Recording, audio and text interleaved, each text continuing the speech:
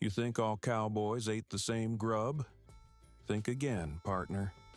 While working ranch hands were choking down mystery stew and pickled pig's feet, there was another class of cowboy living high on the hog, literally. We're talking about the cattle barons, the ranch owners, and the lucky few who struck it rich in the Wild West. These weren't your average saddle tramps. These were men who owned tens of thousands of acres, controlled entire herds numbering in the thousands, and built empires on the open range. And they ate like kings. From imported oysters packed in ice to champagne that cost more than a working cowboy's yearly wages, we're diving into 25 luxury meals that the rich cowboys actually ate, while their hired hands made do with hardtack and beans. So polish your silverware and straighten your cravat, because we're about to feast like a frontier millionaire. Number 1. Genuine oysters in a half shell. While working cowboys were eating Rocky Mountain oysters, bull testicles, the cattle barons were dining on the real thing. Fresh oysters shipped from the Gulf Coast and both coasts. These weren't cheap. Oysters were packed in barrels of ice and shipped by rail to frontier cities like Denver, Cheyenne, and Dodge City. A dozen oysters cost what a working cowboy earned in a week. They were served raw on beds of crushed ice with lemon, mignonette sauce, and sometimes champagne. The wealthy would host oyster suppers in their ranch houses, serving dozens of oysters alongside expensive wines. It was a status symbol, proof you had the money, and connections to get fresh seafood 1,000 miles from the ocean. Cattle barons like Charles Goodnight and John Chisholm owned herds of 40,000 plus head. A single successful cattle drive could net $100,000, equivalent to over $3 million today. With that kind of money, fresh oysters were just the beginning. While hired hands ate canned goods and salt pork, ranch owners had ice houses built on their properties specifically to keep luxury foods fresh. Number 2. Prime rib roast with Yorkshire pudding. Working cowboys rarely ate beef too valuable to slaughter. But cattle barons, they ate the finest cuts money could buy. A massive prime rib roast, slowly roasted until the exterior was crusted and the interior was pink and juicy. The accompanying Yorkshire pudding was made with eggs, milk, and the precious drippings from the beef. Ingredients working cowboys couldn't afford to waste on a side dish. The meat was often from their own herds, but not just any cattle. Wealthy ranchers would select prize-winning steers, grain-fed for weeks before slaughter to marble the meat with fat, while a working cowboy earned $25 to $40 per month. Successful ranch owners could clear $50,000 annually from cattle sales alone. Land speculation and railroad dealings often doubled or tripled their wealth. Hired hands might get tough beef scraps in a communal stew. Ranch owners carved thick, tender steaks in their formal dining rooms, served by household staff on imported china. Number 3. French champagne. While working cowboys drank rot-gut whiskey that could strip paint, wealthy cattlemen popped corks on imported French champagne.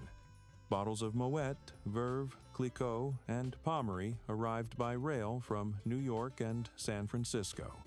A single bottle cost $10 to $15, about $400 today, and cattle barons thought nothing of going through dozens of bottles during celebrations. They'd serve it ice cold, another luxury requiring those expensive ice houses in proper crystal flutes imported from Europe. When the railroad reached cattle towns in the 1870s to 1880s, it created a boom for ranchers who could now ship their herds to eastern markets.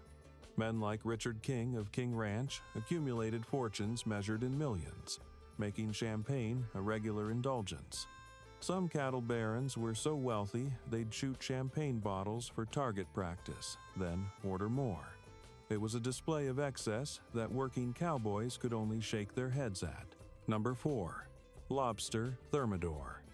If oysters weren't impressive enough, how about lobster in the middle of the desert?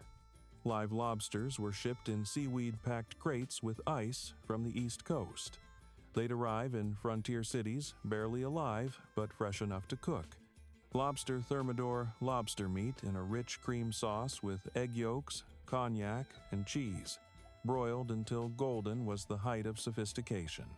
Wealthy ranchers would serve this at dinner parties, amazing guests with seafood that had traveled 2,000 miles. The richest cattlemen didn't just own ranches, they owned banks, hotels, and entire towns. Briton John Adair invested British pounds sterling in Texas ranching, creating partnerships that made fortunes on both sides of the Atlantic. While a working cowboy's daily food budget was about 15 cents, a single lobster dinner cost $5 or more than a week's wages for a ranch hand. Number 5. Imported Swiss and French cheeses. Forget the commodity cheddar the working folks ate. Cattle barons imported Gruyere, Roquefort, Brie, and aged Emmental from Europe. These cheeses arrived wrapped in special papers, packed in wooden crates, and kept in root cellars or ice houses. They'd be served after dinner on marble boards with imported crackers, nuts, and port wine. A wheel of aged Roquefort might cost $20, nearly a month's wages for a cowboy, but to a cattle baron, it was just another Thursday. The open-range cattle boom of 1866 to 1886 created more millionaires per capita than the California gold rush. Smart ranchers diversified, investing in mining operations, railroads, and real estate, multiplying their fortunes. Cattle baron Shanghai Pierce was so wealthy he had a life-size statue of himself erected at his ranch. He could afford to eat imported cheese daily, and did. Number 6. Turtle soup. This wasn't some frontier improvisation. Turtle soup was a delicacy among America's wealthy elite, and cattle barons wanted to prove they belonged in that class. Made from snapping turtles caught in rivers or, for the truly wealthy, imported sea turtle meat from the Gulf. The turtle meat was simmered for hours with Madeira wine, herbs, cream, and sometimes hard-boiled eggs. The result was a rich, gelatinous soup served in fine porcelain. It took all day to prepare and required ingredients most frontier cooks had never heard of.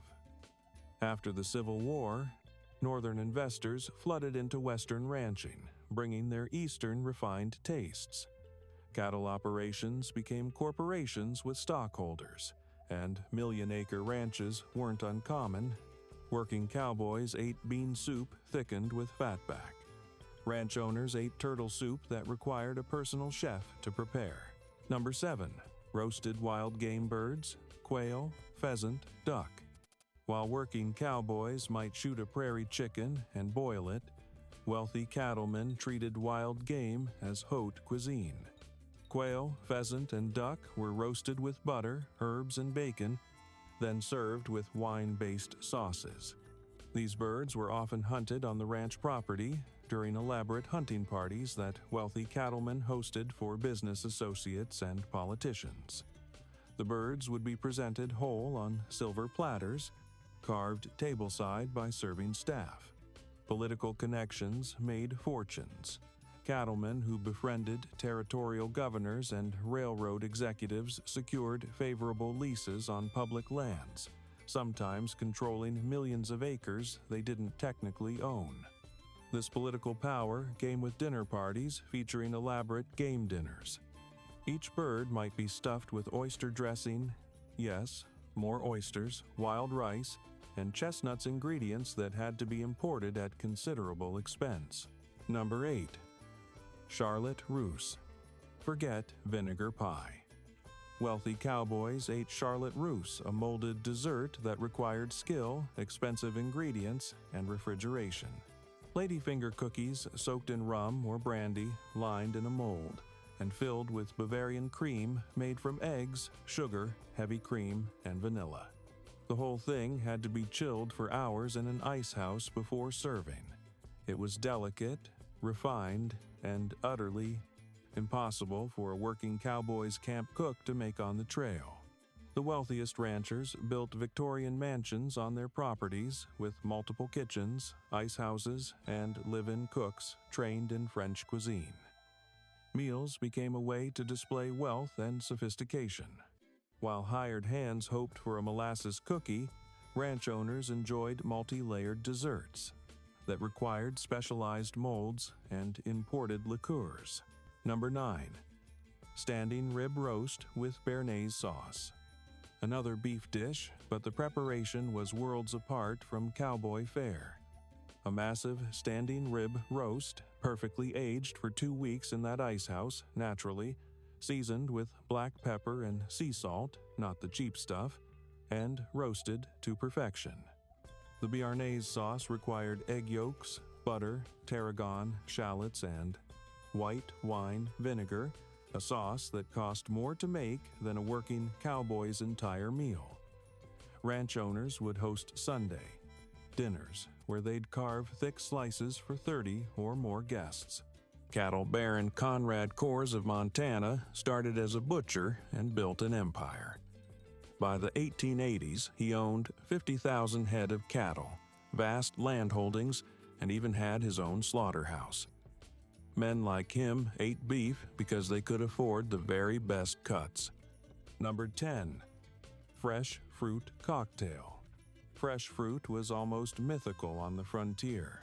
For wealthy cattlemen, it was an everyday luxury. Oranges, pineapples, grapes, strawberries, and bananas shipped by rail from California and beyond. These fruits were cut into elegant pieces, mixed with sugar syrup and champagne, and served in chilled crystal bowls. A single pineapple could cost $5 a week's wages. A fruit cocktail with multiple exotic fruits was a stunning display of wealth. When refrigerated rail cars became common in the 1880s, perishable goods could travel thousands of miles. Wealthy ranchers were first in line to order luxury items that had been impossible to obtain before. Working cowboys got dried apples if they were lucky, and those were hard as rocks. Ranch owners ate fresh tropical fruit at breakfast. Number 11. Salmon with Hollandaise. Fresh fish in the desert? Only if you were wealthy enough to afford it. Whole salmon packed in ice, shipped from the Pacific Northwest or the Great Lakes. The fish would be poached in wine and herbs, then draped with Hollandaise sauce, a notoriously temperamental sauce made from egg yolks, butter, and lemon juice. This was restaurant-quality cuisine prepared in a ranch house kitchen.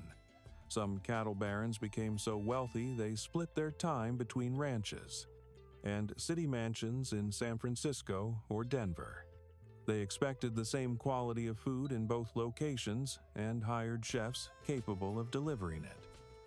Ranch owner Granville Stewart of Montana once served a 12-course meal at his ranch that included salmon, oysters, venison, and multiple wines. His hired hands ate beans and bacon in the bunkhouse. Number 12.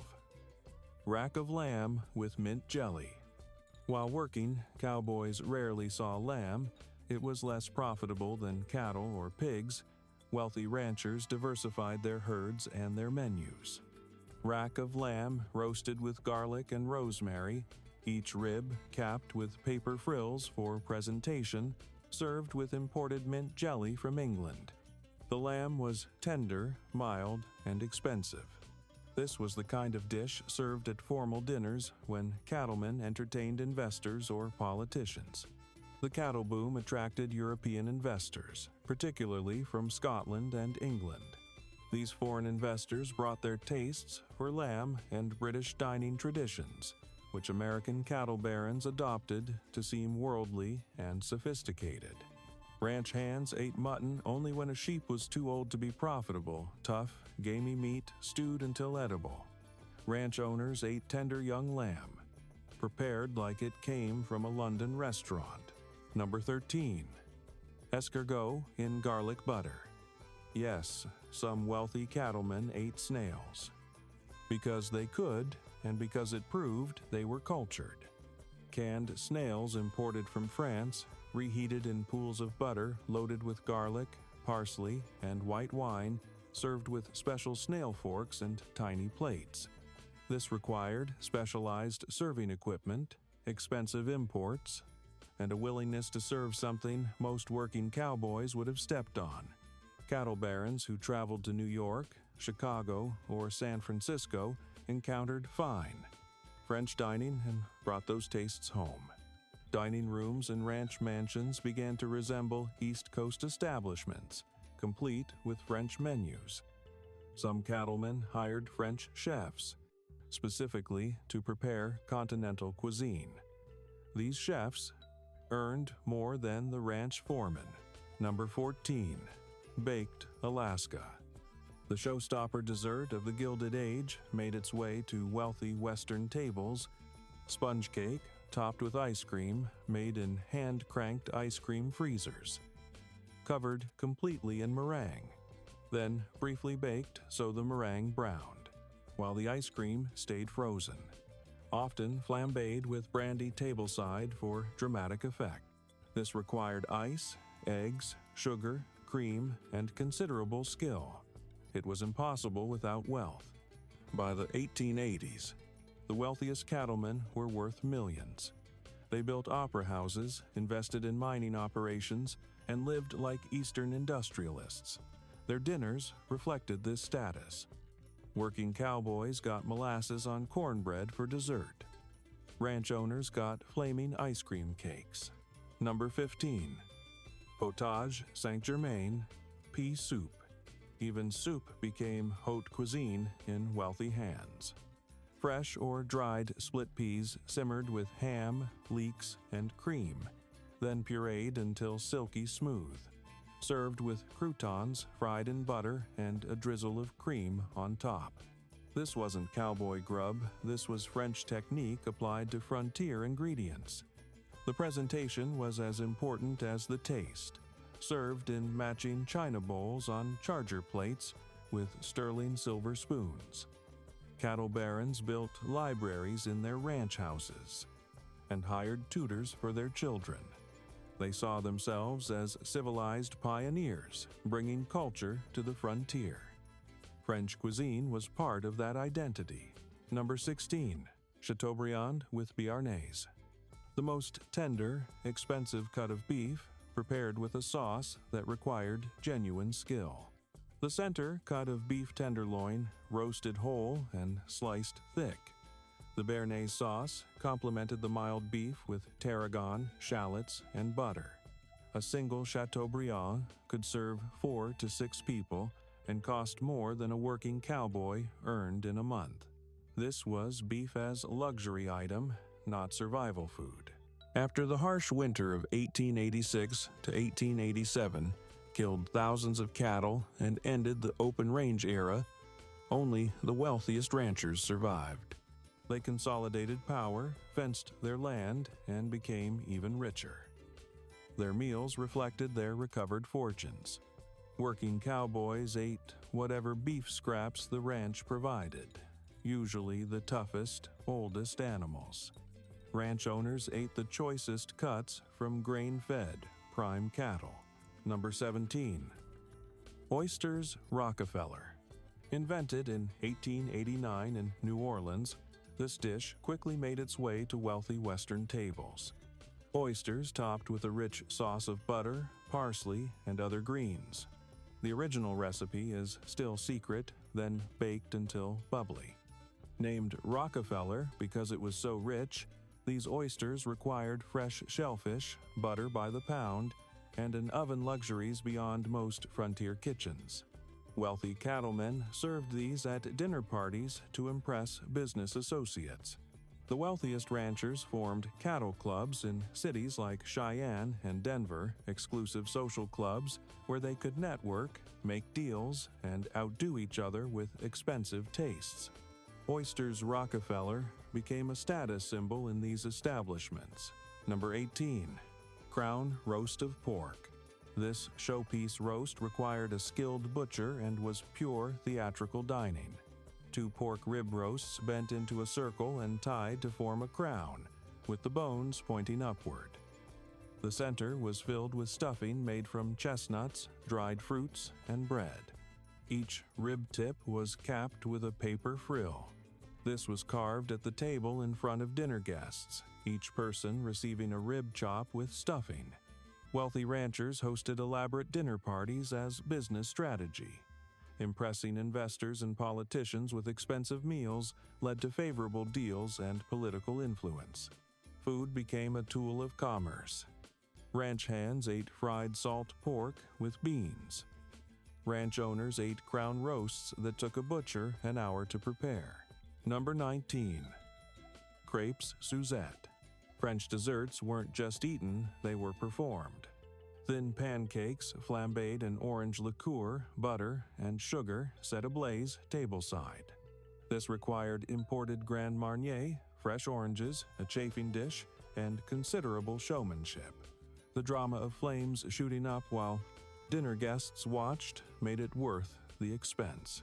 Some cattle barons traveled to Europe, stayed in Paris hotels, and dined at the finest restaurants. They brought back tales and tastes they wanted recreated at home, no matter the cost. Cattle Baron Murdo Mackenzie regularly traveled between his Scottish estate and his American ranches. He insisted on the same quality of food in both locations. Number 20. Roasted venison with currant jelly.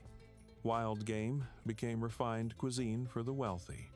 Venison loin roasted rare, sliced thin, and served with imported currant jelly and roasted root vegetables. The venison was often marinated in wine overnight to tenderize it and reduce the gamey flavor. This was served at hunting lodges on large ranches where wealthy cattlemen entertained guests on multi-day hunting trips. Large ranches became destinations. Wealthy Easterners paid substantial fees to hunt on Western ranches, staying in comfortable lodges and eating restaurant-quality meals. This became another revenue stream for cattle barons. Cowboys might shoot a deer and roast it over a campfire with salt. Ranch owners had their venison marinated in French wine and paired with imported preserves. Number 21. Lobster Bisque. Another lobster dish because one wasn't enough to show off your wealth. Lobster shells simmered for hours to extract flavor, strained, then the resulting stock enriched with cream, brandy, and butter. The lobster meat was diced and added at the end. A single bowl required an entire lobster and cost more than a working cowboy's daily wage. This was served as a first course at formal dinners. The Transcontinental Railroad, completed in 1869, revolutionized wealthy Western dining. What once took months to ship now arrived in days. Lobster, oysters, and other seafood became regular features at cattle baron tables. Number 22. Savarin Rum Cake. This French yeast cake, soaked in rum syrup, was the kind of dessert that announced, "I have money to burn." A ring-shaped yeast cake baked until golden, then repeatedly brushed with rum syrup until saturated, sometimes filled with whipped cream and fresh berries. The rum alone cost more than most cowboys earned in a day. It required yeast, eggs, butter, expensive rum, and patience, all things in short supply on the frontier unless you were wealthy. Cattle Baron Pierre Wibeau kept a French chef at his Montana ranch house. His dinners rivaled anything served in New York or Paris. This wasn't unusual among the wealthiest ranchers. Number 23. Imported caviar on toast points. The ultimate luxury food made its way to the Wild West through sheer determination and wealth. Russian or American caviar packed in ice, served on triangles of toasted white bread with creme fraiche, chopped eggs, onions, and capers. A small tin cost $10 to $20, and a proper caviar service required specialized dishes and mother-of-pearl spoons. This was served at the most exclusive cattle baron gatherings. By the turn of the century, the richest cattlemen were worth tens of millions. They joined exclusive clubs, married into Eastern society families, and their children attended Ivy League schools. Caviar was simply expected at their tables. Number 24. Chateauneuf-Du-Pape and other fine wines. While cowboys drank rot-gut whiskey, cattle barons built wine cellars. Not a dish, but essential to the wealthy cowboy experience. Imported French wines arrived by steamship and rail, carefully stored in temperature-controlled cellars dug deep underground. A single bottle might cost $20 to $30, and wealthy ranchers thought nothing of serving multiple wines with a single meal.